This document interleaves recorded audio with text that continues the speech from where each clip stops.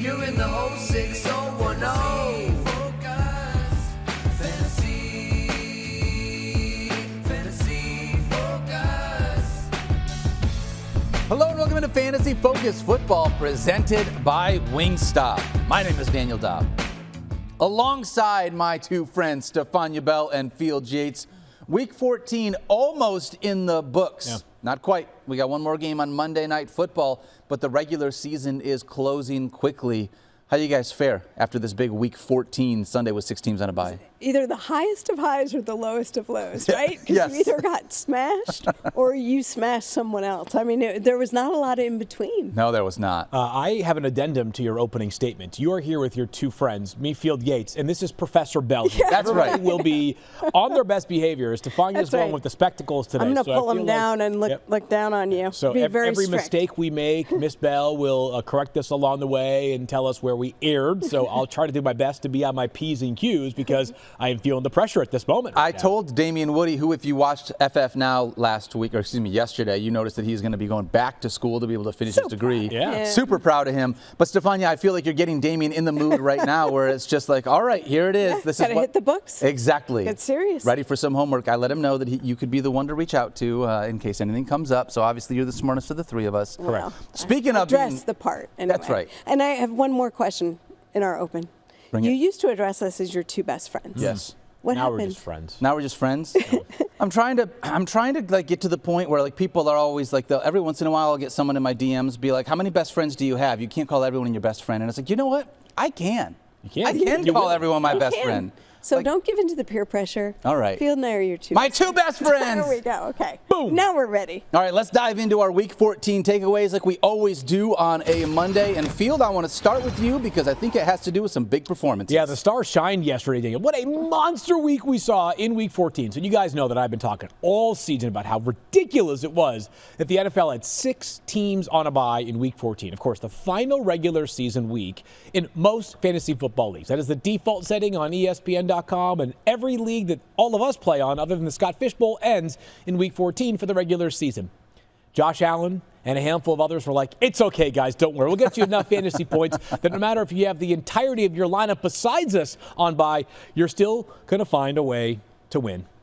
And how about this? Josh Allen, just a monster performance, an epic, once-in-a-lifetime top performance from Josh Allen, who, of course, finishes as quarterback 1, not just for the week, but for literally the last 73 years, if not more. Our data goes back to 1950. I guess that's 74 years, and we haven't found anybody that scored more than 51.88 points as Josh Allen got to yesterday. How about this? The first player ever with 3 passing touchdowns and 3 rushing touchdowns in the same game. He threw for 342. He rushed for 82. This was not even vintage Josh Allen, because we've never seen this from him before. It was a masterclass. It was one of the highest level quarterbacking performances I have ever witnessed in my years of existence. And oh, by the way, he wasn't alone. It's on the same field on the other team. Puka Nacua was like, don't forget about me. Wide receiver 1 in the same game as quarterback 1 as Puka went off. Not just 12 catches on 14 targets for 162 yards and a touchdown. Hit 5 rushing attempts, turned those into 16 yards and a touchdown as well. So nearly 42 points for Puka Nacua. This guy was incredible. If you think ahead to next year, how many players off the cuff are you taking ahead of Puka Nacua in your redraft leagues? Very few. Very few. He might be a top 5 pick next year, especially with guys like Christian McCaffrey, who are going to be interesting topics of conversation this offseason because of the injuries this year. Sam Darnold, he was like, I thought everybody was talking about Kirk Cousins coming back to Minnesota the other side today. of that. No. We may have upgraded here in Minnesota. Is Sam Darnold had nearly as many touchdown passes as incompletions. He had 5 touchdown passes. He had 6 incompletions. 34.58 fantasy points. Again, he's quarterback 2, but nearly 17 to Josh Allen. But That's still, unreal. An amazing day for Sam Darnold. And his 2 teammates stood to benefit from it. I know I got a lot, but there's a lot to cover here. 12 targets, 8 catches, 133 yards, 3 touchdowns for Jordan Addison. He was wide receiver 2. He showed up Justin Jefferson, who was like, I'm still the best wide receiver alive. I haven't scored a touchdown since like week 6. And how did I do? 7 catches, 132 yards, 2 touchdowns. These guys each had over 32 fantasy points. I got to catch my breath here for a second to tell you about Zach Charbonnet, who had 22 carries for 134 yards, plus 2 touchdowns to go along with 7 catches for 59 yards. Check this out. There's a lot of names right there. There were 5 players yesterday, 5, with at least 34.58 fantasy points. Coming into Week 14, there had just been 15 total instances of 34.58 fantasy points or more this season. We saw 5 on Sunday. The stars shined incredibly bright, and truthfully, I feel like the only guy, and even this was a player that probably was in most lineups. It's not like this is some random Marquez Valdez-Scantling 34.58 performance, right? All of these guys we had is darn close to lineup blocks, especially with the injury to Kenneth Walker III. For Zach Charbonnet, a monster day on the fantasy efforts. You know what I would love to look back on after this season? I know. Take a breath. Take a breath. Man, this is why I jump in. Yeah, exactly. Refuel. Yeah, geez. Is how many teams that were already winning, like teams that were going in their fantasy playoffs, had these guys versus teams who may have picked somebody up along the way where it was a difference maker that got them into the playoffs. I would love to find that out because everybody enjoys it. But just think if you were someone who was on a bubble or you really needed this week and you were worried because you had players out and you get a performance like that from someone like a Zach Charbonnet, who probably would be the most likely to be on somebody's team that didn't draft him earlier this season, or maybe Sam Darnold. Yeah. And it might have made the difference for you to get into your fantasy playoffs. Would love to be able to find that out. It's been unbelievable. I just want to say, a quick humble brag. I had Josh Allen and Justin Jefferson and Puka Nacua all in one lineup. And just 2 of those guys, just having Josh Allen and Puka outscored 4 different teams in the league. Is that right? That week. That's just insane. those 2 guys. So it's been unreal being able to see how big these My performances Scott were. Fishbowl heart loves Josh Allen to the moon in and a back. huge let me way. tell I want you. to know, there's got to be some quirky scoring out there. Send me a screenshot of the highest score from Josh Allen. 51.88 is Yeah, ESPN's I think I have default 55 in Scott Fish's. Yeah, Something and that then a little more. if you have a 6-point passing touchdown, you got the 57.88. But if there's some league where it's you get points for 40-plus passing yard touchdowns and 300-plus passing yard games and things of that nature, send them our way. Because I bet there's a league where Josh Allen got you 75 fantasy points. I'm not really the biggest fan of doing the week-by-week who's the MVP. And I know the Bills lost yesterday, but Josh Allen, just a remarkable talent. Such a joy to watch him right now. Yeah, unbelievable being able to see that.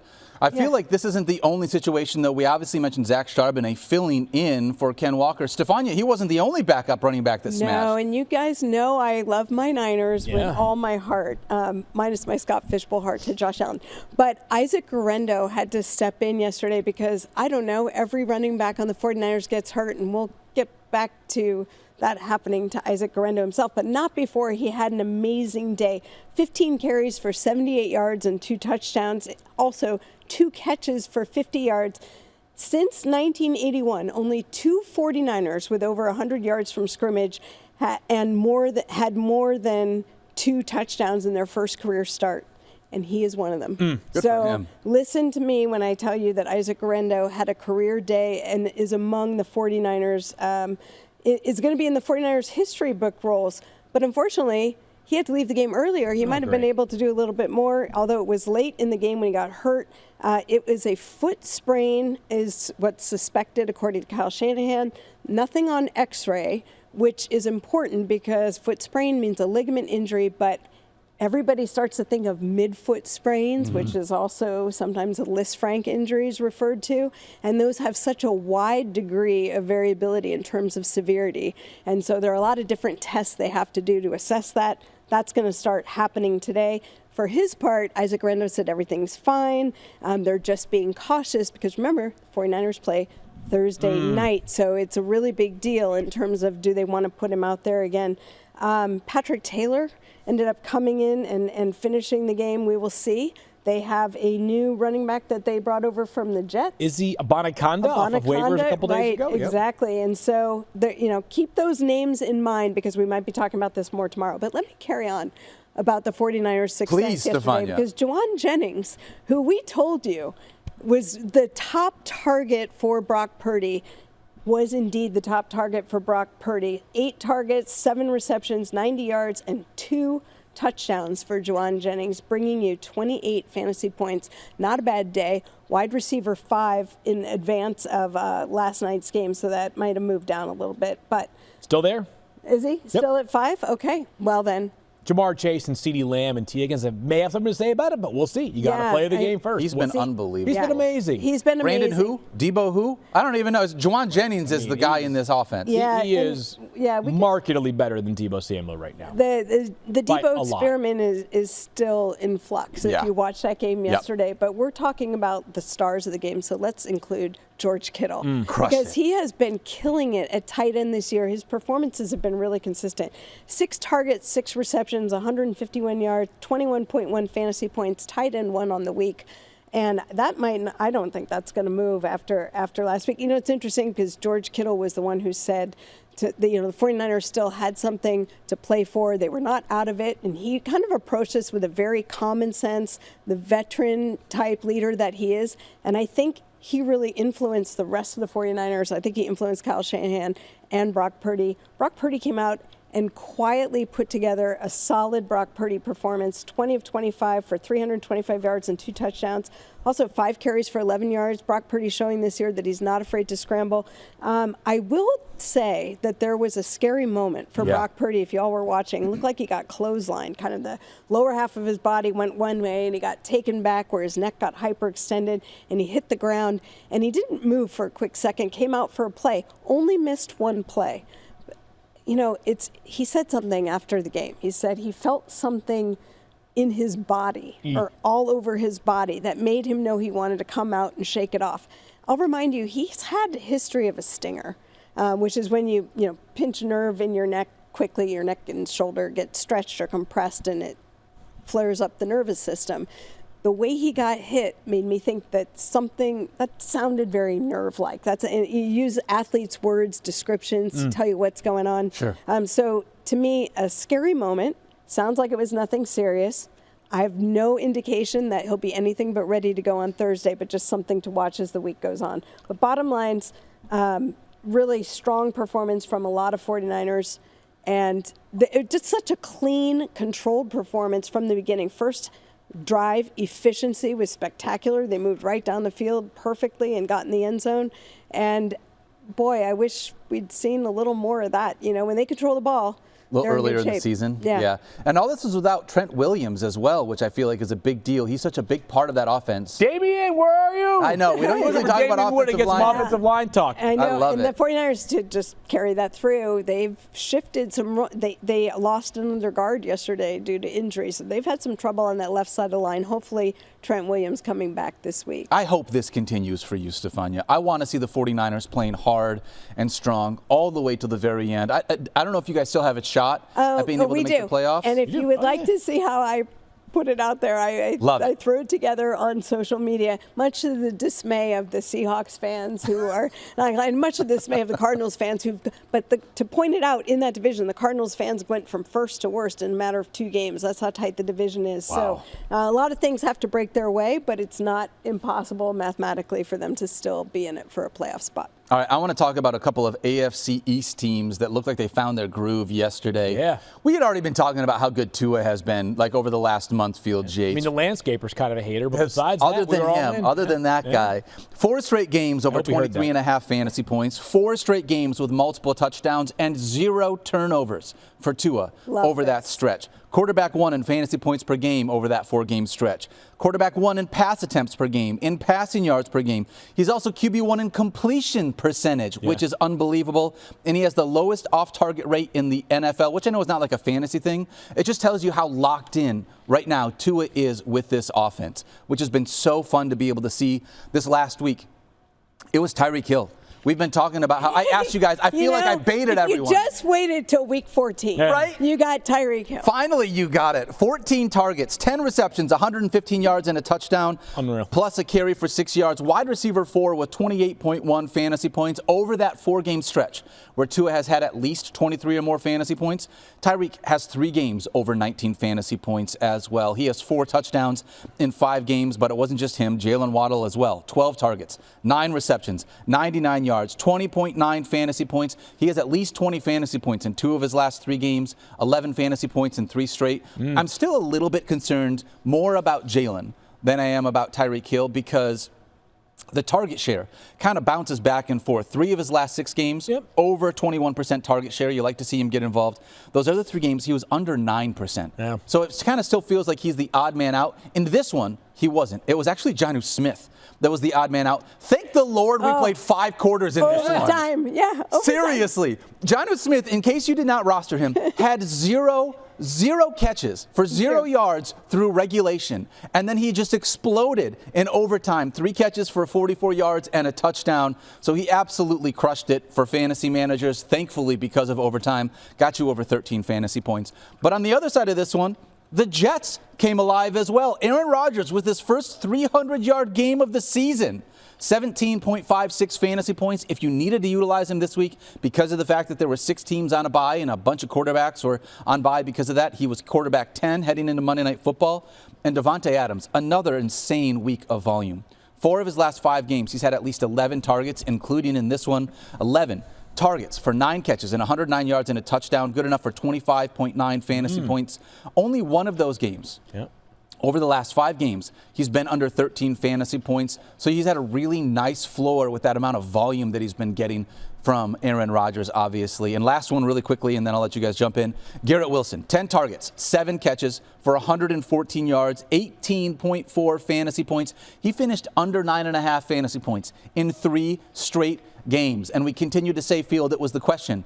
It's not where we have him ranked. It's a yes or no. Are you starting him or are you not starting him? And we said, given the volume that he's still been getting, 10 targets in back-to-back games, you have to continue to start Garrett Wilson. He's still second in the NFL in targets. He's tied for first in receptions. He's tied for wide receiver 5 in fantasy points. So this was just an unbelievable game from a fantasy perspective across the board for both of these AFC East teams. Yeah, Garrett Wilson, you just mentioned, he was the bad receiver out of these 4, right? He was all the way down to wide receiver 16. You know, there's probably a reasonable amount of people that are saying to themselves right now, yeah, great. I mean, these things are all awesome in week 14 when I am 4-9 going into the week and it doesn't actually make a difference in my playoff standings. But if you have weathered the storm throughout the year and you are now entering into the playoffs, not only if you believe in things like, momentum, or at least like teams feeling better about themselves because they have played well, who do the Jets play next week? Any ideas?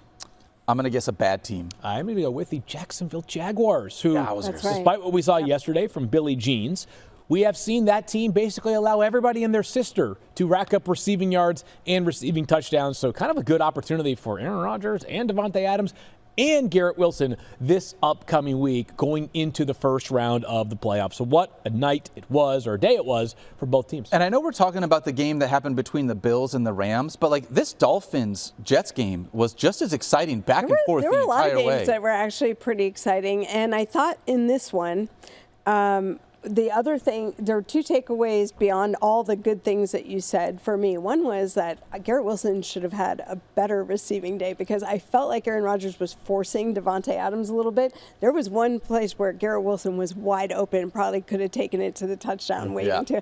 That a missed opportunity there. But still a fine performance from him, but you would just like to have seen that happen. The running back situation, we had Breece Hall out of the game. Protecting him from the MCL hyperextension, not wanting, this was the same knee that he tore his ACL in, and they held him out, not threatening the season. Could be back as soon as this week, but a name to keep in mind, Isaiah Davis, who I happened to pick up in our War Room League because I needed a random running back fill-in, and Isaiah Davis rushes 10 times for 40 yards and a touchdown and caught 3 of 6 targets for 27 yards. So even though we had talked up Braylon Allen, Isaiah Davis had a nice performance as well. So if you're still trying to find some fill-in for hurt players, you might have opportunities with some of these backup running backs. If nothing else, the Jets have bought themselves another week if Breece Hall needs it to rehab, because running back was not the issue yesterday. They played well just in general. I thought it was just 2 teams playing well yesterday. So a monster day, Daniel, as we lead into our studs of the week. Yeah, we're going to start with the Tampa Bay Buccaneers. Yeah. Stephania, Rachaad White took over as Bucky Irving got banged up. Do you have any updates by any chance on Bucky Irving for us? He left late in the first half with a back injury. Remember, he came into this game listed with hip and back throughout the week. He got banged up last week. We saw him walking in the tunnel, limping a little bit with a big wrap around his left hip. He ends up leaving early. Sounds like it was more precautionary than anything else, but they did take him out of the game, so it was Rachaad White's turn. You love to see what Rachaad did. 17 carries for 90 yards and a touchdown. He also had 2 catches for 19 yards and a touchdown. Good enough for 24.9 fantasy points. Totally respectable player. So the Bucs, if they ever have one of these two guys banged up, why would you risk one of them going in there and overtaxing them? Because Absolutely. you have a more than capable backup with Sean Tucker also there as the pinch hitter if you're down to one of Rachaad White or Bucky Irving. Teammate Jalen McMillan had a big day as well. His best of his young career. He's obviously a rookie. 4 catches, 59 yards, and 2 touchdowns for Jalen McMillan. My guess is this. You probably didn't start Jalen McMillan. He's been quiet of late. Mike Evans recently returned. Baker Mayfield has cooled off just a little bit. But if you're one of those people that had a desperate times, called for desperate measures opportunity, and you turn to Jalen McMillan, bravo to you. We're at the point of the season where you really want to decipher between, like, okay, somebody played well or somebody struggled. Am I putting that player into my lineup or am I pulling this player from my lineup? I don't think Jalen McMillan has done enough for me to say that he's going to be inside my top 30 with no more buys the rest of the way. That being said, a nice performance from that rookie wide receiver, Yeah, Daniel. you love to see that. I do want to say I was actually really frustrated with Jalen McMillan because in a DFS league that I was in, I had to choose between Justin Jefferson, Puka Nacua, and Mike Evans. And I decided to roll with Mike Evans and made the worst decision that I possibly could because Jalen McMillan was the one that went off. And you love the rookie. We talked about him, how we thought he was potentially going to be the guy to step up once Chris Godwin went down. Dynasty player for sure. That's just how it works. But also, there were grand opportunities when there was no Godwin and no Evans, and it felt like he did not truly deliver. Instead, he did when it's probably too late for those purposes. He had a little Khalil Shakir-like day yesterday. Oh, my Daniel. gosh. Khalil Shakir. Best game of the season. 8 targets, 5 receptions, 106 yards, and a touchdown. 21.6 fantasy points. Good enough for wide receiver 9 heading into Monday Night Football. He had yet to top 20 fantasy points in a game, in spite of the fact that, like, he is the guy. It feels like the pass catcher in this offense.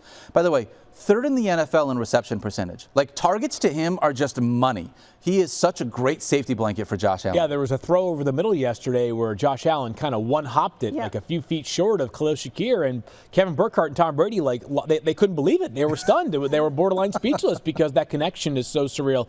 Plenty of missed calls all the time during the season, before the season, after the season, in the season, but feeling good about Khalil Shakir coming into the season as they clear-cut Bills wide receiver 1. No reason to feel differently about that. Him and Josh Allen have an insane chemistry. Yes, by the way, I will. 2 feet away from this being a 107-yard, 2-touchdown day for Khalil Shakir. Yes. Yeah, I was just going to say, Amari Cooper was not invisible in this 14 game. targets, yeah. Yeah, exactly. 14 targets, 6 catches, 95 yards. But Keon Coleman's still not playing because of the wrist. So And still we'll see what Dalton happens Kincaid this as week. well. Yeah. Yep. I'm so bummed about the Dalton Kincaid situation. I really thought he was going to take another step here in his second year. But obviously, a bunch of these other pass catchers stepped up, which was part of what we're looking for in fantasy, trying to figure out who those guys are going to be. I had a wild Dalton Kincaid situation yesterday. Look, I'm not just going to sound like bragging. I hope that's not what it comes across as. But it's like, I want you guys to know that, like, we're in this with you. We experience the same highs and lows as you guys do. All right, so I'm playing in this league, and it's a 6-point passing touchdown with some bonuses league. And me and my opponent were throwing some serious haymakers. Whichever one of us was guaranteed to get in, either of us could lose and still get in depending on how a couple of other matchups shook out with points. But winning your end, you don't have to worry about it.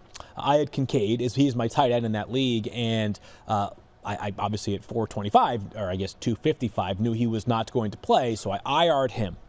And I go to the thing, and I'm like, you know what? Let me grab Dawson Knox. I open up the tight end thing, I grab Dawson Knox, and I was like, wait, who else was available? And I see Noah Gray. And I was like, nah, you know what? Can't do it. You got to just, Noah Gray's a Massachusetts guy. I'm a Massachusetts guy. Let's grab Noah Gray. I just, whatever, gut call. Dawson Knox goes 1 catch for 5 yards. I go into Sunday Night Football down 2.8 fantasy points. Stop it. That's all you need. So Dawson Knox would have been 1.5. I would have lost if no Dawson Knox. Or if I played Dawson Knox. Instead, Noah Gray gets like 4 for 26 or something, which not 50. That's all you It's need. More than all you 2.8. need is- That's right. So Yep. Noah Gray, if you ever come home, drinks on me. You make a lot more money than I'll ever dream of making, so you don't need the free drinks, but I'm here to offer you a beer as a thank you. Well, let's dive into a couple of pass catchers as well that really crushed it in the afternoon window. We mentioned Puka Nacua Field, but it wasn't just him. I mean, Cooper Kupp also gave up a really great Cooper Kupp performance in this one. I just want every game to be like the Bills and Rams yesterday. Can we do so that? fun. I mean, Yes. everybody, but it feels like you could maybe say like James Cook didn't smash because he did not, of course, score a touchdown. Yeah, we'll talk about him in a little bit. Like everybody else was awesome, including Cooper Kupp, man. Just have we'll see what the Stephania, you can hear Muffet for a second here. I know. How do you not respect the hell out of what the Rams do offensively? Like, Oh no, it's just I a mean, brilliant system. I can be honest about that. Yeah, you know. they're so good, man. They are so good, and they keep it so simple. It is 3 players that matter: Kyren Williams, Cooper Kupp, and of course the great Puka Nacua. So it tells you something about how special Puka is when Cooper Kupp has 20.2 fantasy points, and he's merely a footnote. But that's what happened when Puka went off for nearly 42. But it wasn't just him, Daniel, that had a nice day in that afternoon window. Is for all the things the Bears didn't do well, the rookie wide receiver, Rome Odunze. They got Rome involved, and we had mentioned it. I had said this, and then Mike stole my stat a little bit later in the week. Yeah. But when you look at this, does that. the wide receivers, obviously, with this change to Thomas Brown, we had seen both DJ Moore and Keenan Allen have 30 targets over the last 3 games, and we were all kind of focused on those two. But not behind them by that much was Rome Odunze, who had 27 targets over that 3-game stretch. Yep. Finally, this week, didn't have the same volume that he had seen, but he did find the end zone twice. 4 for 42 and 2 touchdowns, 20.2 fantasy points. You love to see that from this kid. Obviously, the Bears across the board didn't play as well as we had hoped, but I love seeing this for Rome Odunze in the second half. Cold take here, but I think we'll talk more. They play the Lions next Monday night. Mm-hmm. We'll talk more about what the outlook is for Rome Odunze in Week 15. But this, earmark him as one of the most likely breakout candidates next season. I was just going to say. Keenan Allen's not around. He's a free agent, so we'll Yeah. see whether he sticks or not. But he just does Rome like the classic, makes the second-year leap, great dynasty value right now. Caleb wanted him there. Let's not forget. I mean, this was something they worked out together. He wanted him there. I think that chemistry is building. I think you're right. This is a player to watch. I really do like him. Speaking of that second-year leap and guys in dynasty, Jackson Smith and Jigba. I just want to mention this, and you guys probably know it. In this game, 5 for 82 and a touchdown, good enough for 19.6 fantasy points. But if you did not realize it, this was his 5th game over 19 fantasy points this year. Only 5 wide receivers in fantasy football have 5 games over 19 fantasy points this season. Justin Jefferson, He's really good. Jamar Chase, He's awesome. Amon-Ra St. Brown, Sweet. Cooper Kupp, Yep. and JSN. Yeah. Like, he has really come into his own now in the second half of the season. He's looked fantastic here. Pumped for him in the second half with a big playoff push for our fantasy I do want to leagues. go back to the fact that you and I really liked him at the start of the season, and we were getting a little flack for it early on, but DK Metcalf ended up getting hurt. He hasn't been as visible. Yesterday, Metcalf had 6 targets. Charbonnet had 7. Metcalf did less with his 6 for 49 than Jackson Smith and Jigba did with his. I mean, he has looked like the more explosive guy of late, and he's been a featured target. And I'm glad you said that of late, Stephania, because of those 5 games where he had at least 19 fantasy points, 4 of those 5 games have come in the last 5 weeks. He's been hot. He has been He's been hot. crushing recently, which has been really great. Field, you also mentioned that game was quirky, by the way. It was. Arizona was so opens up bizarre. with the ball, and Kyler drops a dime to Michael Wilson for like a 40-yard touchdown. You're like, holy crap, what's going on here? And then next thing you look up, and it's like 20-7 Seattle, who now 8-5, certainly in control of the NFC West, but a lot of football left to be played over the final 4 weeks. I really needed a garbage-type touchdown from either Trey McBride or Marvin Harrison Jr. to beat Scott Clark in our Dynasty League. Yeah, I know. And I just didn't get it, unfortunately. They were trying on that last drive, though, even though it didn't mean anything. They were 3 close. catches for Trey McBride without a receiving touchdown. It's going to be one of the crazy That's unreal. end-of-season fantasy stats if not changes. Where was Deontay Johnson? Wasn't he the guy? He was at like 86 catches. Something it was like that? something stupid. And then Evan Ingram was getting there last year. And then he finished hot down the stretch. So McBride has basically a little less than a quarter of the season to rewrite what this season looks like as far as the touchdowns are concerned. He's so good, though, man. He's awesome. He really is. That He's one awesome. hurts because he is such a good player. Well, we mentioned, obviously, both of the pass catchers in this Rams game. I want to talk about a couple of running backs, though, as well. Because Kyren Williams, Fields, you mentioned it. I mean, this offense is just 3 guys, and one of them is Kyren Williams. By the way, 31 touches. Huge volume. Most amount of touches he has had all season. Loved it here in Week 14 if you needed that. Yeah, no doubt. And he wasn't even efficient. He had 29 carries for 87 yards. Exactly 3 yards per carry for Kyren Williams. But he gets 2 touchdowns, as you mentioned, Daniel, plus those 2 catches. He's awesome, not to be outlooked. His NFC West counterpart, James Conner, the ageless wonder, 18 carries for 90 yards plus 4 catches for 32 yards and a touchdown. Another top 6 week potential here for James Conner. Volume has been great. He's involved in the passing game for an Arizona offense that has been very up and down this season. I don't put Trey McBride quite into that same category because McBride has just been so heavily targeted, but Kyler, it's been he's who knows with Kyler sometimes, and then Marvin Harrison Jr., despite all the talent, just not targeted nearly enough. James Conner has been the man. I am writing a rule for next year. Everybody says this every year, and I'm guilty of it 100 times over. Every year we go, James Conner, this super unsexy running back. Screw that. James Conner, the sexiest running back in the NFL now. I love it. You're going to ruin it, and you're going to draft him, and then he's going to get hurt, and then it's going to be all Trey Benson. Because wait, I'm the one that gets players hurt? When did that happen? I'm passing off the curse. Professor Bell is onto something today. Well, here's the thing. James Conner, we always said you could bank on X number of games missed a season. We thought that would be the case, all the reason to have the Trey Benson insurance, because surely he's going to be the number 2. That's not even really been the case. If you look yesterday, Trey Benson and Amari DiMarcado each had 9 offensive snaps to their belt. James Conner had 40. So first of all, they're not offloading his workload at all. And secondly, it's not clear that Trey Benson is getting the opportunity to really be the depth. I thought we were starting to see that because there was a time when they brought Trey Benson out and then upped his volume a tiny bit, and then that went away. And I'm not sure exactly what the dynamic is, but James Conner is working. I applaud the Cardinals for the way they're utilizing him. I applaud him for everything he's done. He's been solid. He's been healthy.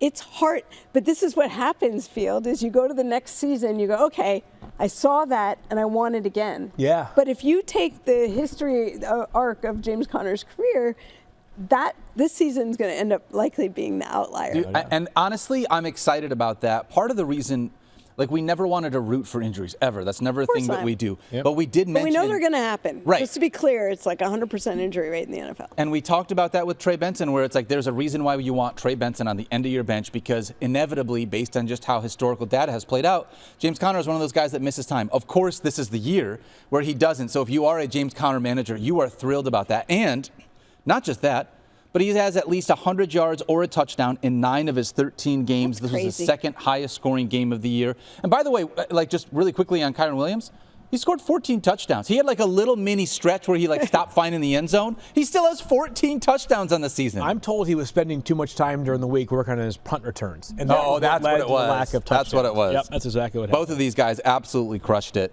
Let's move ahead and talk about the Atlanta Falcons. This was the revenge game for Kirk Cousins. Was it? Kirk Cousins wasn't Damian fantastic. Woody say yesterday, the revenge game against whom? Yeah, that's a great question. And I think that is Minnesota definitely. Yeah, brought it. Boy, yeah. Bijan Robinson did more Bijan Robinson stuff. I don't even know what to say about Bijan other than he is who we thought unlocked. he was. Yeah, he's been unlocked. Yep, he's been amazing. Darnell Mooney was terrific yesterday. Ray McLeod was randomly good too. Drake London did not have a monster day yesterday. No, he didn't. What are you going to do? We'll talk about some duds later, right? Yeah. But everybody else was awesome. Darnell Mooney has also been in a little bit of a dip. We talked about him last week, right? Was this a concern or not? And it's for the guy who was drafted as wide receiver 49, it's hard for me to say he was quiet for 3 games.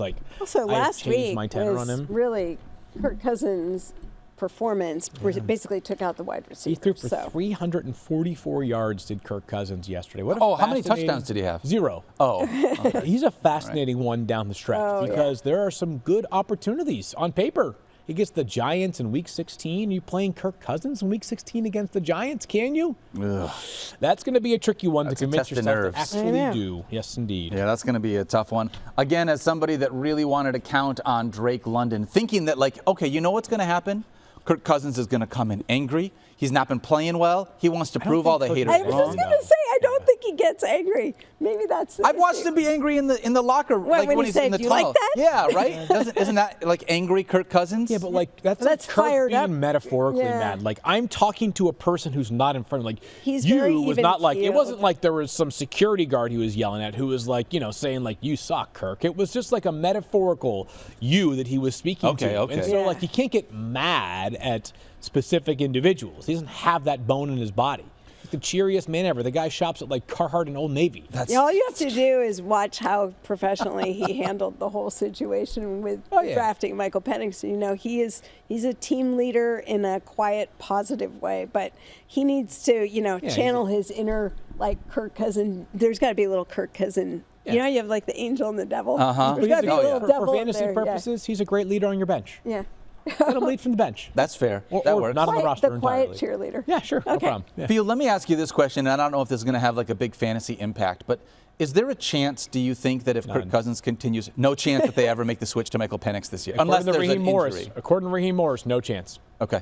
He keeps saying that, and they're steadfast in that stance. People keep bringing it up. We, as in the people, keep bringing it up. I had the same question myself. I know we're all asking, but here's what happens if you bring Michael Penix out and he's bad. Then how do you go into next season? You bring him out and he gets hurt. Then what have you done? I think they made a commitment, and I understand the plot line of seeing it all the way through. Okay.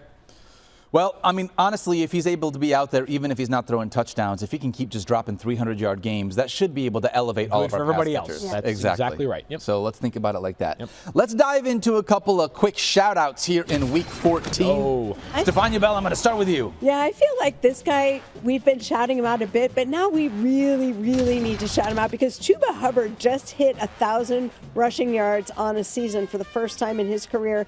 He's been nothing short of amazing for the Panthers, and we knew he was going to carry the load until Jonathan Brooks returned, and even then we expected him to dominate the running back room. Well, Jonathan Brooks returned, which great for him, but then yesterday, non-contact injury leaves the field hobbling on that right knee. Yes, the same knee that he had ACL reconstructed. So definitely some concern in Carolina.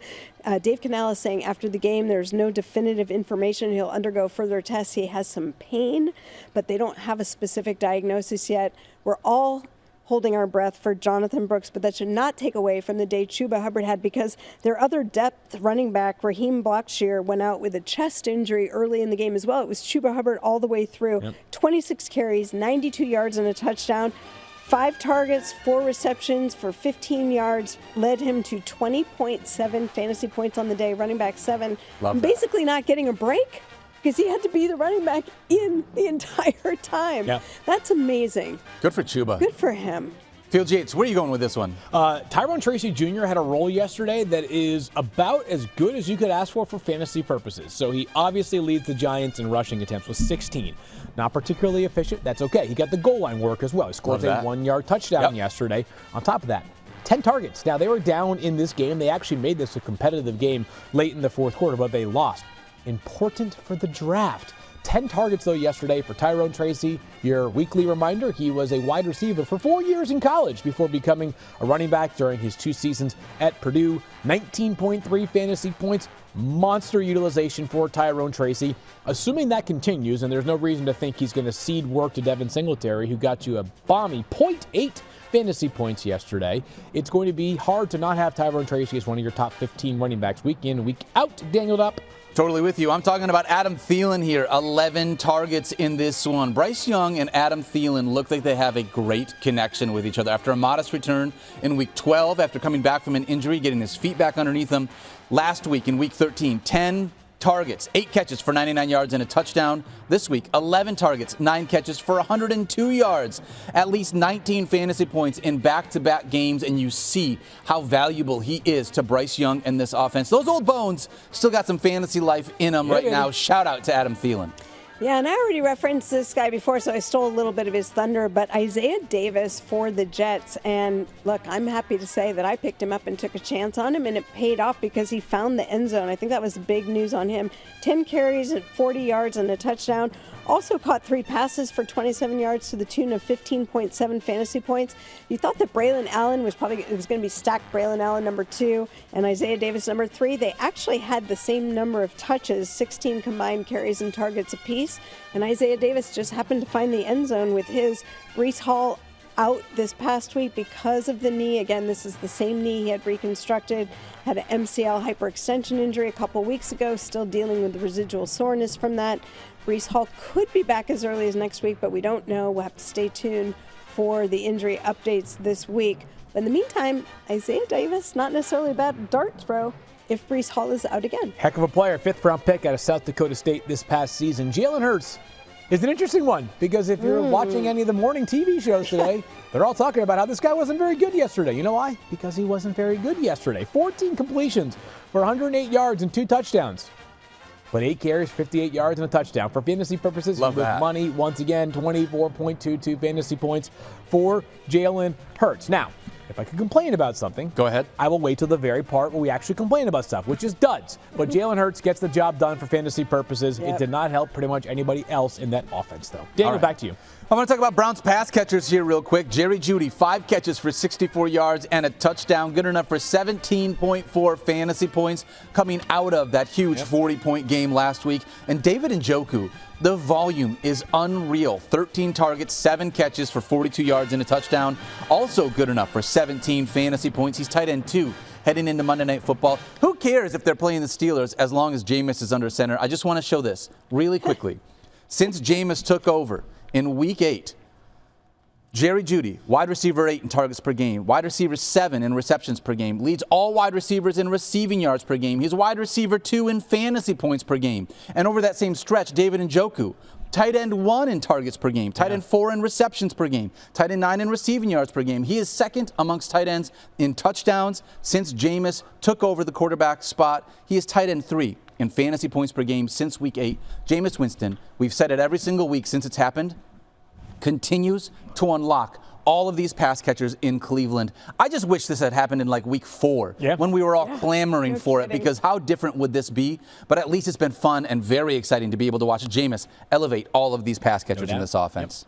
All right, Fields, you mentioned it. Now's the time for the wah-wah. Let's dive into a couple of duds of the week. Yeah, and let's be very clear here, people. If it's something that we need to be concerned about, we're going to dive into it. If it's something that it's like this guy really wasn't in lineups and he kind of wasn't great yesterday, we will be quick with our analysis on it. I said this coming into the week. Of course, after 8 touchdowns in 8 weeks, this is the week that you're like, I can no longer be out on Nick Westbrook-Ikhine. I'm finally going to start him because I don't want to be that guy to not have him in my lineup. And I said, as soon as you do that, he's going to have 1 catch for 9 yards. I was off by 10 yards. Yeah. He had 1 catch for 19 yards and no touchdowns. Finally in the week where people was like, oh, I can't not continue to get this production. Why does this happen to us in fantasy football? It is so frustrating. Because Mike Clay is a troll. And Mike Clay said that he was determined for Nick Westbrook-Ikhine to not have success. I blame you, Mike Clay. I blame Mike Clay, too. And by the way, Mike Clay and I got into a little Twitter beef on this because I said, don't you dare celebrate this, because he said everything was like, peace has been restored, I think was the quote that he used. I was like, don't you dare celebrate it. Because had he caught that pass in the end zone, his ratio of touchdowns to catches would have been 50%, which would have exceeded his 40% ratio where he was. So I know woulda, coulda, shoulda, but he almost did. And don't tell me he's not still breaking your models, because there's more games to play. I'm not done with him. This wasn't just like an easy matchup. This was the Jaguars, who give up points to literally everybody. The Titans just could not find a way to get into the freaking end zone, Field Yates. Yeah, I mean, Will Levis, if you did stream him, Yeah. that one worked out pretty poorly. By the way, sometimes Mike Clay, he tweets like he's like the ambassador or like the Secretary of Defense out there, right? Peace has been restored. We have sent several millions of dollars of relief to increase efforts to keep peace? Because he everything's working with algorithms, right? That's his normalcy. But I do want to say, in Will Levis's defense, he took a hard hit on the shoulder that he already had injured. It's an AC joint injury in a thrower. There's no way, in my mind, that doesn't impact him. And I think some of what you saw yesterday was a result of that. I think he is amongst the most compelling decisions of the offseason for a team. The Titans, who obviously are not very good, they are now 3-10, and they're going to have a very, very high draft pick. Titans fans out there, do you feel like the proper course of action is give it another year with Will Levis? Do you feel like the proper course of action is who cares how the draft analysts rank these quarterbacks, just take one? Or do you feel like the proper course of action is go find a veteran somehow, some way? Sam Darnold, maybe Jameis Winston if you're willing to ride the wave there, because Levis was in a good spot yesterday, and he really, really disappointed. Unfortunately. Yeah. But that's so on a single game analysis, I think it's tough. He could barely get up after he had Sure, I'm just saying, he had been better of late, but we're still talking about a player who's got 12 touchdowns and 9 interceptions. I think he has a fascinating decision going forward, Daniel. Agreed. We shall see. Appreciate you guys letting me get that off my chest, because I was just like, I was so frustrated in a couple leagues where I started Nick Westbrook and Keenan, because I was that guy that it's like, I have literally not gotten any of these fantasy points over the last 8 weeks. I finally have to do it. And of course, this is how it works. Yeah. This is fantasy football in a nutshell. Yep. Let's talk about Xavier. I think I'm not done with him. I'll talk about it more tomorrow. All right, deal. Nice. Love it. All right. Xavier Legette. We talked about how good Adam Thielen was. Xavier Legette dropped that pass right at the end zone. This isn't really it was a fantasy brutal. dud. It's like heartbreak dud, right? Heartbreaking, heartbreak. I was more sad for him than I know. I'm sad for the fantasy managers who started him, but I'm really Lions sad fan was for like, him. dude, if you just held on to that, like we'd have, I'd have been even larger thrilled. lead. Yes, I'd have been thrilled in that. Would have been a real wake-up call. I mean, it probably was a wake-up call either way for Philadelphia yesterday. But Legette wasn't a guy we were starting, so not a whole lot to say there. Yesterday, Alvin Kamara had a dud. You know what? He did. I don't care. I told you, going over the last 5 games, there's one thing that I cared about from yesterday with Alvin Kamara. All right. Over the last 5 games prior to yesterday, 131.8 yards from scrimmage per game for Alvin Kamara. This guy is on a heater right now. Yesterday, he got quiet. He had a mere 79 yards. So only nearly 80 yards. 79 so yards. only 12.9 fantasy points, right? Like, that's how great Alvin Kamara has been. The one thing that I really wanted yesterday was more goal line opportunities instead. Agreed. Kendra Miller. I was just going to say that was the difference is they brought Kendra Miller back from the hamstring injury. Remember, Dennis Allen placed him on injured reserve. Yeah, and then not happy about it that. sounded like maybe he could have been back sooner than that. And now he's got like this new lease on his running back life. And you got a chance to see they trust him a little more. I think he had 10 carries, 32 yards in the end zone. Kendra Miller's touchdown, for what it's worth, really quickly, is like one of my favorite things just in football ever. And I watch this all the time with David Montgomery and the Detroit Lions, because it's a guy that gets stopped like 2 or 3 yards short of the goal line. Rugby scrum. And then all those offensive linemen just help him get across the goal line. It's so much fun. Stephania, unfortunately in this game, it looked like we also saw Derek Carr go down, and it seemed pretty serious. Yeah, you did. It's what we call in sports medicine a classic foosh injury, fall on an outstretched hand. Ooh. And you see it in elderly people sometimes when they fall and hit the pavement. You see it in sporting events when guys dive, and this is what happened. Derek Carr was trying to get a first down, earned a lot of respect from his teammates, as he often does in these situations, but unfortunately puts his left hand out to break the fall. He also kind of collided with his own player at the same time, so as he was going over, he rotates, ends on that wrist, and if you watch the video in slow motion, you see his hand sort of buckle up off the turf, and all we know is that there's a suspicion of a fracture somewhere there. Usually when you fall on an outstretched hand, you break what they call the distal radius, the outer portion of your forearm bone, right at the end, or bone in the wrist, or you can sometimes break one of the bones in the hand. So if there's concern of a fracture, it's probably one of those, and then the outlook for a timetable changes dramatically depending on what the choice of treatment is. So all we can say at this point is it's still being evaluated, more testing to be done today, but I would make plans if Derek Carr if you're in a league where you're starting Derek Carr, or Super 2-quarterback league, right, be looking for some additional help. That Bummer. would be maybe Jake Hayner next, maybe Spencer Rattler next. Mike Clay has confirmed, because Stephania said that Foosh often happens in older people. He has said that Derek Carr at 33 is very, very old. That's how that works. Yeah, that's Mike Clay. For what it's worth, when you say if you watch that injury in slow motion, I never do that. I let you watch those injuries in slow motion. I just can't. I'm not one of those people. Yep. Agreed. Some people just can't. I just can't stomach it. Yeah, that's what I'm here for. That's what you're here for, Stephania. I know, and I don't enjoy it. Just to be clear. No. I never said. You know what I do Tolerate it. is sometimes I like. When I haven't seen it and I just know, I do a little bit of the hide the eyes, because my thing is not so much that I get grossed out by. I just have this, I'm empathic by nature. Feel awful and so I for get the person. really sad. Yeah. And so I have to kind of desensitize myself to it. Thank you for course. letting me, You bet. it's my little therapy circle.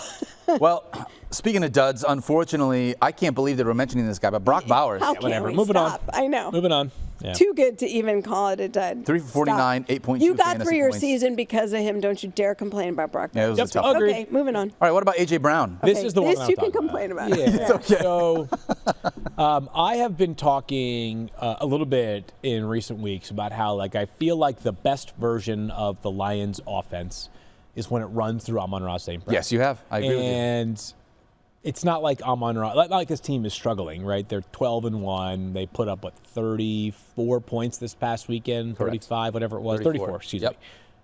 They're a great offense. No matter how they decide to do it, they're a great offense. Philadelphia has been the ruts for Detroit are very much relative ruts, right? Philly on Sunday played offense. It's just not good enough to win at a high level.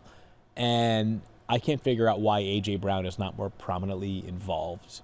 And it may, there was some, I've seen some clips that, he was wide open yesterday and Jalen Hurts just didn't want to pull the trigger. But they got to find a way. If Jalen Hurts is confident in throwing the football down the field is not there, then you got to design some plays for A.J. Brown in the short to intermediate passing game.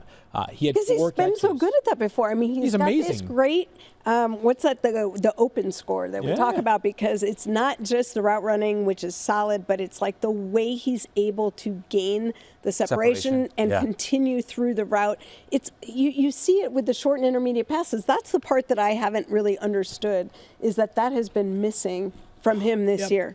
He's a great player. It's never going to be for him. It'll never be again, the ranking is irrelevant. It's you're starting him or you're not starting him, and you're starting him, to be clear. He hasn't had 10 targets in a game since week 1. Back-to-back games, maybe back-to-back games with no touchdowns. The volume for A.J. Brown has simply not been good enough. I'm just going to read you his last few games here. So, again, the last 2 games, but this is actually his last 7 games. 5 for 84, 2 for 36, 5 for 109, 5 for 65, 6 for 109 in the touchdown. That's a great game, obviously. But 5 for 66, 4 for 43, 5 for 65. Those are not the kind of games you drafted A.J. Brown for, right? And candidly, for Philadelphia, those aren't the kind of games that you paid him $30+ million per year for. And this is not an A.J. Brown problem. He can't call the plays and throw the football himself. Okay, Giselle. You just brought it up. No, but is it a Jalen Hurts issue or is it a Kellen Moore issue? There's been certainly some talk this morning that Jalen Hurts has to be a more aggressive downfield passer and that he is playing a little bit too conservatively. But no matter what the issue is, it needs to result in being fixed, and that it needs to result in A.J. Brown getting more work. So crazy, because his first 2 games, remember he had the first game of the season going He's back, awesome. Yeah. was 5 for 119 and a touchdown. Then he missed time with the injury. Comes back in week 6 and 116 for a touchdown. And then it just started dwindling down. They had a couple 100-yard games in there, but it just again, dropped for A.J. Brown, after the expectation early. is What changed? So weird. It's been, and again, I'm not trying to say that the Eagles aren't great. They're what? Of course they are. 11-2 now. Yes. But awesome. there's also, obviously, we referenced it, and for fantasy purposes, we're looking at the individual performances, but there is trouble in paradise. I mean, for a team that's winning so much, they certainly seem discontent, and that doesn't exactly breed optimism for what you're doing going forward. I don't know if I heard this on FF Now. You may have mentioned this, or I may have heard it as well on the broadcast while watching the game. But the Eagles have the fewest completions and fewest pass attempts in the entire NFL this year. Which surprised me. I mean, they're going to be a low-volume team because the way the quarterback plays. in general, right? Yeah. They're a very good defense. They can't score in the first quarter. They just can't do it. I've seen that too. And once again, they didn't score yesterday in the first quarter. So, yeah, it just... But this was a matchup in which all of those things should have been alleviated against the Carolina Panthers. They play the Steelers next week. So I will just say that, like, my mindset going into this weekend is not that I'm not playing A.J. Brown. I am playing A.J. Brown. Yeah, you're always playing A.J. Brown. But, you know, if you're sitting there and you're like, wait, A.J. Brown's ranked wide receiver 18 this weekend? Yeah, that's possible. Honestly, A.J. Brown is not the hard part. Saquon Barkley, Jalen Hurts, A.J. Brown, they're not the hard part. It's Devontae Smith in this low-volume offense that makes it very difficult to figure out. I don't know. I think I'm going to watch Hard Knocks and watch how the Steelers are going to approach this game, and then I'm going to decide. I just really quickly want to mention the fact that Kyle Pitts. No, we don't have to talk about it anymore. My gosh, can we be done? Irrelevant. I know. Yeah, I was going to say, instead of dud, because what's a dud when it's pretty much what you've been posting of late? It's Why not? just brutal. We put him on if he has a good day. It's not.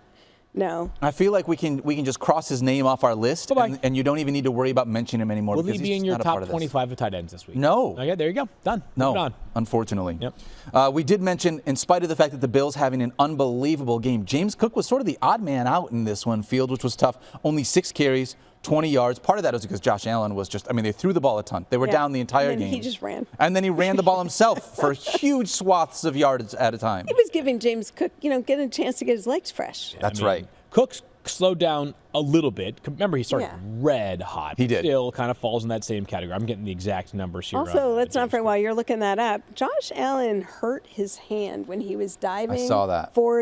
I'm talking about the first time in the season when he hurt his left hand and he was diving towards the end zone or very close to the end zone. And, a little bit of a check for being careful as a runner for him. And it was around the time that James Cook really exploded. And Josh Allen said his hand's been feeling great. Yeah. He did tweak it a little bit. But he now seems to have that confidence as a runner that we got taken away a little bit at the start of the season. I totally brain farted there. James Cook has not slowed down of late. He's been awesome. Whatever. James Cook, you have one bad day. If I told you that the Bills are going to score 41 points, not punt the ball at all, start him. You'd play him. Absolutely. I'm sorry, 42 points. I still can't get over that both teams had 40 points and there were no turnovers. No turnovers. It's like the first game I believe I read from our stats and information group is the first time that's happened since they began tracking turnovers. I'm pretty sure it was Bill Barnwell because Bill always finds the coolest nuggets. It was like the Bills did these 4 things that like prior teams to do all 4 of these things in the same game in NFL history are 257-0. They're now 257-1 after what happened yesterday to Buffalo. It's unbelievable. Hard to play better than perfect. Yeah. I love Bill for so many reasons, but I always think back to, this is like just a jumping back into the Wayback Machine, when Kit and Chip did our little our songs for everything. I remember getting a Bill Barnwell song before Matthew got his song, and he was so angry about it. He was so frustrated. But shout out to Kit and Chip and Bill. They're both awesome. Shout out to Kit and Chip, and we still hear their songs. Yes, we do. Yeah, you listen to the podcast. Jackson, make sure they get in there. Really quickly, and I want this last thing. This has nothing to do with fantasy, but that call at the end of the game to do a quarterback sneak reminded me of the NFC Championship game with the Detroit Lions, where not being able to utilize your timeouts correctly cost them a chance at the end of that game. It's inexplicable. Everybody has this take, so I'm not trying to be the first person that has told you this. There are innumerable things that I believe we in the media act as if we know better than head coaches, and we project things way too much. And we drop the hammer on guys for things that I'm not even sure we know how it's supposed to be executed. All of us know how to manage a game. Yeah. Every single one of us. Every single one of us understood the ramifications there. Yep. A minute and 11 to go. If you run the football and you don't score, you've basically cost yourself an opportunity to get the football back. Play defense. Absent. Yes. Yes.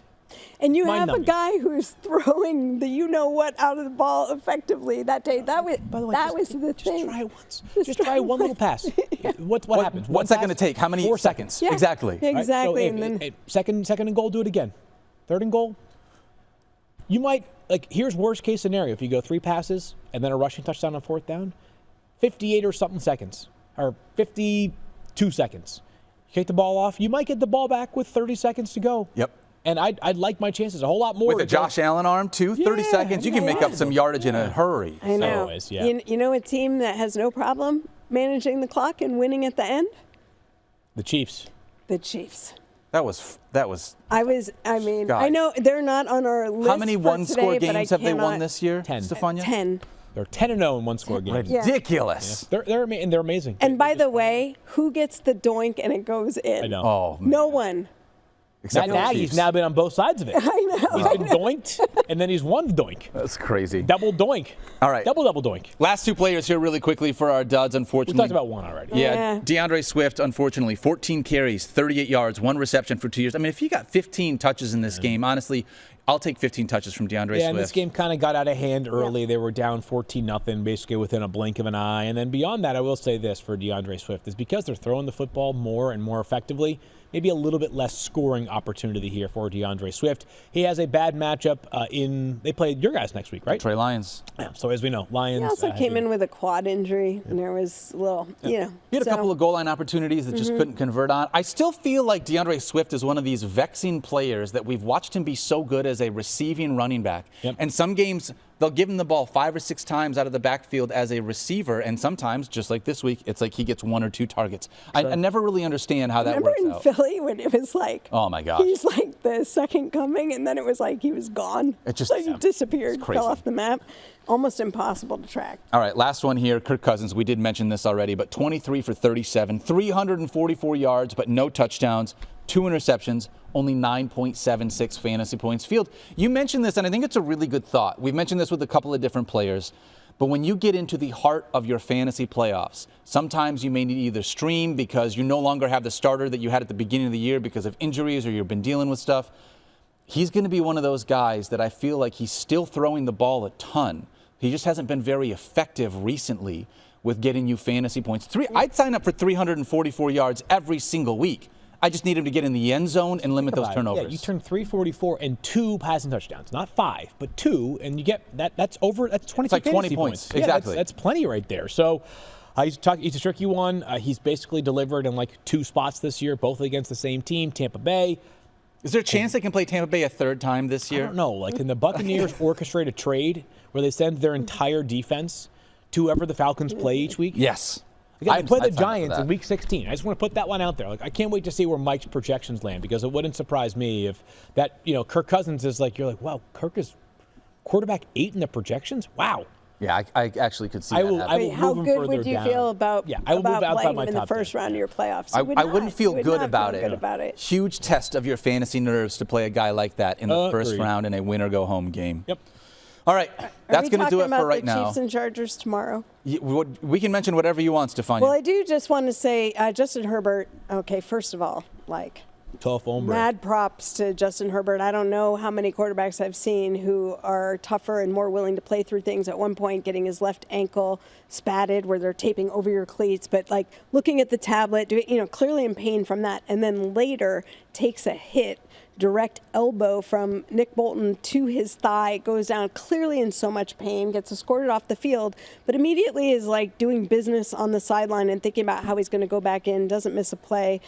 Still something to watch. With these big contusions, it's a bruise. It's a deep bruise. And you guys have probably seen pictures before. When guys suffer these contusions, they can be these nasty purple, blue, and black bruises. Yeah. And that means bleeding, and that means it gets stiffer and worse as the week goes on. So keep an eye on Justin Herbert. He won't sit out unless he absolutely has to, but it. And then he still might not. And then he still might not. Yeah. But he could. If you didn't see the Jim Harbaugh post presser, yeah, some quote about a saint and rising again to victory, and very Harbaugh-esque. But all of this to say, just keep an eye on Justin Herbert through the week, and that was a tough break for them. But the Chiefs are insane. The Chiefs are going to win next week in overtime, and somehow a Chiefs guard, not a defensive player, but a Chiefs guard is going to return an interception for a touchdown. That's what it's going to be. I don't know how that's possible, but it's going to happen. It's going to happen. Just count on that. Justin Herbert getting a haircut at Sports Clip and making someone's day for what it's worth. So was like one of the most wholesome things. I love that guy. It really was. He's awesome. It really was. Really quickly, as we close this thing out, Monday Night Football game. We got the Cowboys and we got the Bengals. This is big here. It's not only a very big. Go ahead. Tell me why. You tell me. All right. why. So we got a bunch of fantasy players. If you are like need that prayer, that Monday night miracle. You got Chase Brown, you got Jamar Chase, you got T. Higgins, you got Joe Jake Burrow. Ferguson is back. Lamb. Love that. CeeDee Lamb. Rico Ferguson Dowdle has is been back. coming on recently. Brandon Aubrey, if you got, kicker. Lot of Bengals kicker. players here that you could potentially count on. And you decide if you want to root tonight for me or not. 23 fantasy points. Mike Clay and I are in a tussle in this Fantasy Focus League. We are, assuming How the are we doing projections there? hold, we will be the 2 highest scoring teams in the league this week. The problem is I need to beat Mike in order to make the playoffs. So I might hang 170, lose to Mike, and not make the playoffs. If I get 23 from T. Higgins, though, which is possible, you decide, it's not possible. It's going to happen, America. Speak T. it Higgins, into existence. 23 fantasy points tonight. I make the Fantasy Focus Show League playoffs. America, when it gets 23 tonight, please send me a tweet. And you can also let Mike Clay know, congratulations on having a lot of points, but not winning your matchups. Would that mean the 3 best friends would be in the playoffs? I think so. And Mike would be out? No, Mike's locked in. Oh, it might dang mean it. one of Shoot. you falls out. So What? just saying, I'm trying to be selfish here for a second, Professor. To be fair, my waiver wire blocking of you, Stephania, might have really hurt our friendship, and I really I apologize. know. Because You did do that. I took both Isaac Guerendo You did. and Sam Darnold, and Did both you know, of them had Did you know it was going to huge- hurt me? You knew I was going to go for Isaac Guerendo, and you did that. I Yeah. forgot. Maybe lose the best Oh friend. yeah, thing. so it could be that when I get 23 from T, I'm actually knocking Stephania out of the playoffs. Wow. Sorry. Will you end up with more points? I mean, I'll have a better overall record because we're both 13-13 going into this week. Doesn't feel good, my friends. I'll tell you what, in order to make everyone feel better, here's what you need to do. You need to make sure you put on the Simpsons cast of the game tonight in order to bring a little levity to I everything. was like, Go. that moment, that awkward moment when you're doing a show live and you realize you might be the one that's You might be knocked the out of one. the playoffs. Sorry, Stephania. 23 from T. You know what? And 23 T, wait, 23 and T. Higgins. is That's this- right. Was Let's this go. the league where I traded you, Justin Jefferson? Yes, it and is. took Might Christian be. McCaffrey? Yes. Might be. Sorry. That doesn't feel good. Okay, the only thing I ask of you Beat Mike. is if you beat Mike and knock me out, Yeah. that Win you, the whole thing. you crush him the entire Oh, I rest got of you. the way. Yes, worry, I got and then apologize Just leave me hanging for out. absolutely nothing. Field, we're waiting for it, Okay, Stephania. just We're a leave quick me one. hanging. One more. Oh, there we go. No big deal. Sitting We're there for working like on 30 friendship seconds. here. All right, we got to go. That's it. We love you guys. Make sure you check out all the different versions of the game tonight. Like I said, Simpsons Cast. You got the Manning Cast. You got the regular version. Today's show is presented by Wingstop. Go check them out. Don't forget to love each other. Be kind to yourself. Have fun on Monday Night Football. We'll see you guys tomorrow.